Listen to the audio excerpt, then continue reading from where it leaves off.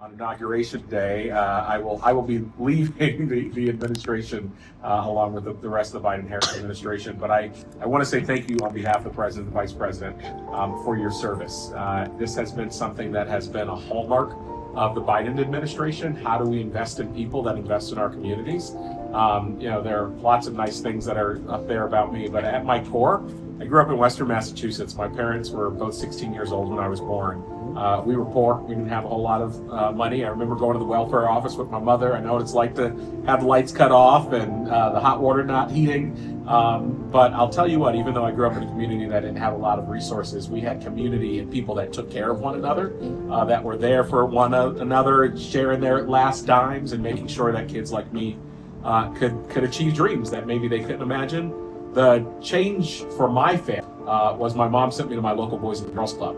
And it was at my local Boys and Girls Club that I met my first foster grandparents. And this was before Americorps was even created. There were foster grandparents. I remember Miss Mary, I remember Grandma Essie, I remember Mama Morgan, who were all a part of our foster grandparents program.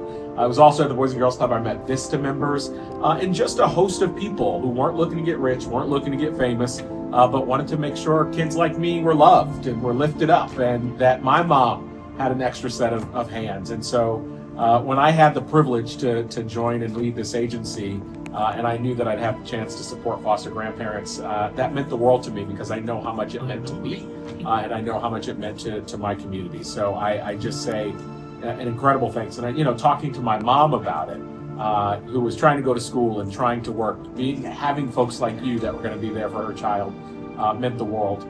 Before joining this agency to lead Americorps, so there are about 200,000 Americorps members and Americorps senior volunteers that serve in 40,000 locations across the country. We invest about $1 billion a year to support those programs, along with other things like our days of service.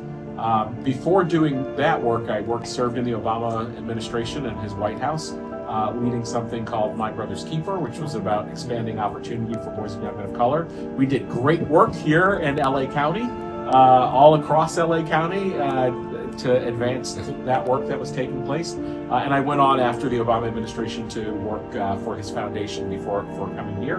And before that, I spent a lot of time in the social sector, a lot of work in philanthropy, doing some work on everything from entrepreneurship to peace in the Middle East, literally, to other civic engagement strategies. So my career has been about supporting folks like you that supported families like mine. And even though I won't be doing it from this seat in a couple weeks, that will be how I'll always devote my life. And one day when I'm over 55, I will look forward to maybe becoming a foster grandparent or an RSV member myself.